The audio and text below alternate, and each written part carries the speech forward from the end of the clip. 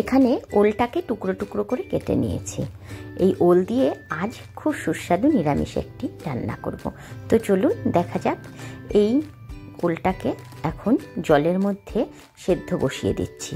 একটু লবণ দিয়ে এই জলের মধ্যে বেশ কিছুক্ষণ সেদ্ধ করে নেব, একদম সফট নরম হয়ে যাওয়া অবধি।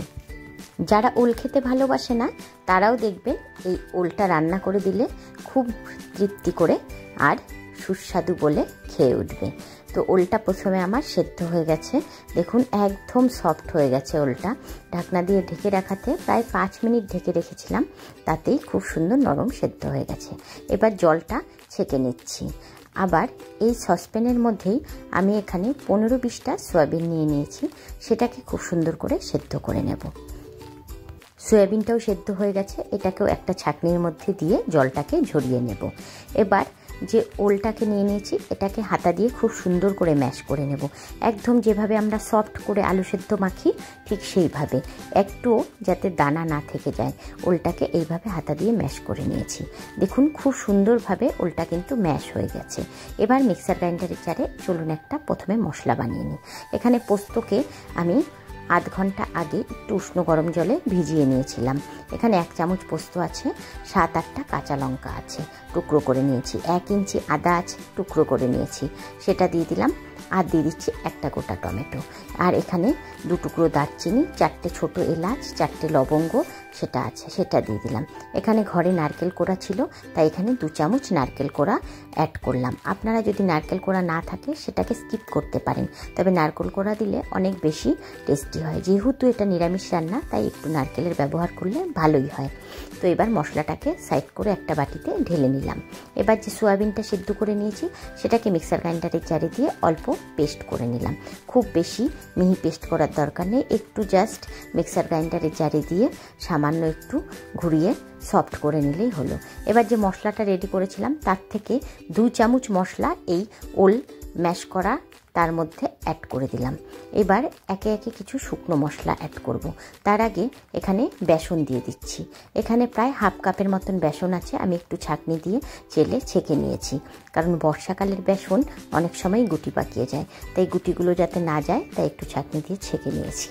এবার 1/2 চামচ লবণ, চিনি, একটু সামান্য লঙ্কার গুঁড়ো, আর একটুখানি পরিমাণ মতন হলুদ গুঁড়ো, আর খুব সামান্য একটু জিরের গুঁড়ো, ব্যাস সব দিয়ে খুব সুন্দর করে এটাকে মেখে নেব।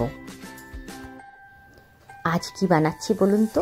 ওলের বড়া বা কোপ্তা, যাই বলুন না কেন, খেতে কিন্তু দুর্দান্ত হয় বন্ধুরা।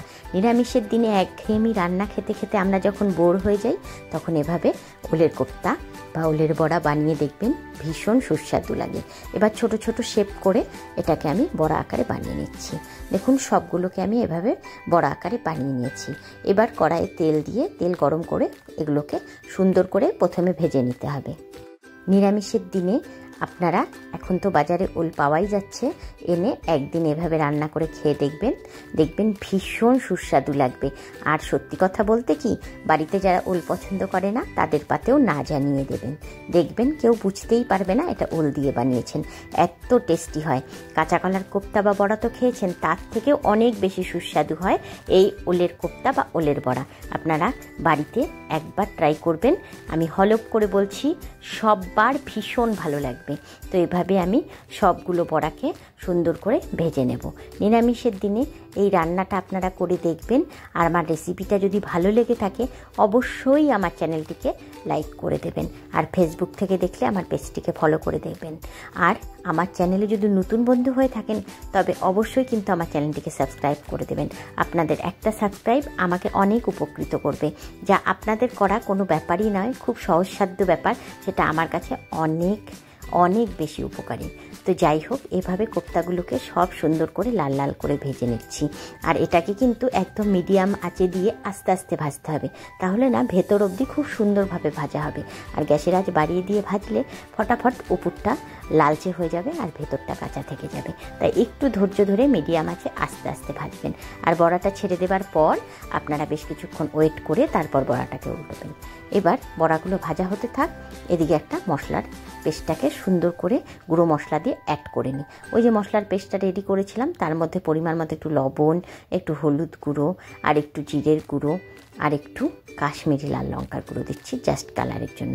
ঝালের জন্য তো কাঁচা লঙ্কাটা আমি পেস্ট করেই নিয়েছি, তাই কাশ্মীরি লঙ্কার গুঁড়ো অ্যাড করলাম। এবার সব কিছু মশলা, গুঁড়ো মশলা, ওই যে মশলার পেস্টটা করে রেখেছি তার মধ্যে দিয়ে সুন্দর করে মিশিয়ে নেব।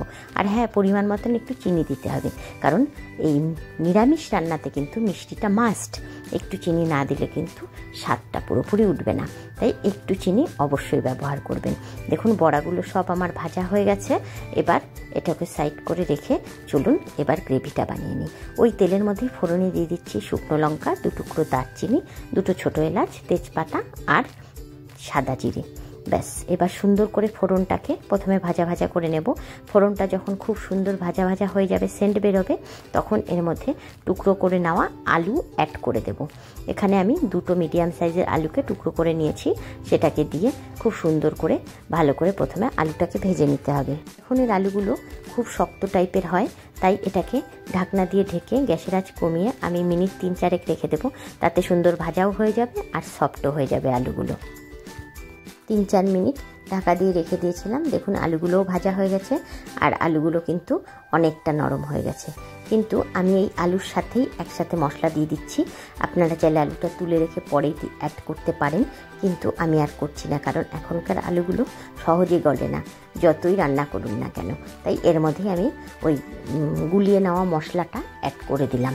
এবার এটাকে বেশ কিছুক্ষণ নেড়ে চেড়ে একটু ভাজা ভাজা করে নিয়ে গ্যাসের আঁচ কমিয়ে দিয়ে ঢাকা দিয়ে প্রায় মিনিট 5-7 রেখে দেব, যাতে এটা থেকে খুব সুন্দরভাবে তেল বেরিয়ে আসে।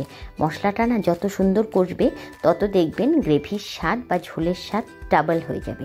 তাই মশলাটাকে খুব সুন্দরভাবে কষিয়ে নেওয়াটা খুব জরুরি। অপর পাশে আমি গরম জল বসিয়ে দিয়েছি। জলটা আমি অবশ্যই ফুটনো ব্যবহার করব এবং আমি চাইবো আপনারাও ফুটনো জল ব্যবহার করুন, তাহলে রান্নার টেস্ট দেখবেন অনেক গুণ বেড়ে যাবে। দেখুন মশলাটা খুব সুন্দরভাবে কষে গেছে। এবার এটাকে আরেকটুক্ষণ নেড়ে চেড়ে নিয়ে আমি এর মধ্যে ফুটনো জল ব্যবহার করব। ঝোলটা একটু বেশি দেব, কারণ ওই কোপ্তাগুলো দিয়ে একটু ফোটাবো, আর তারপরেও কোপ্তাতে না অনেকটা গ্রেভি টেনে নেয়, তাই আপনারা জলের পরিমাণটা অবশ্যই একটু বুঝে দেবেন। আর আপনারা যারা একদমই মাখা মাখা খেতে চান তারা জলটা কম দিলেও পারবেন, কিন্তু নিরামিষ রান্না ভাত দিয়ে খেতে হলে অবশ্যই একটু ঝোল রাখবেন, না হলে কিন্তু ঠিক গ্রেভির টেস্টটা পাবেন না। তাই আমি জলটা পরিমাণ মতন একটু বেশি করে দিয়েছি। খুব সুন্দরভাবে যখন এভাবে ফুটে যাবে তখন আমি ওই কোপ্তাগুলো ছেড়ে দিচ্ছি। সত্যি কথা বলতে কোপ্তাগুলো এত টেস্ট হয়, গরম গরম 2-1টা আপনারা এমনিই কিন্তু খেয়ে নিতে পারবেন, এতটাই সুস্বাদু হয়।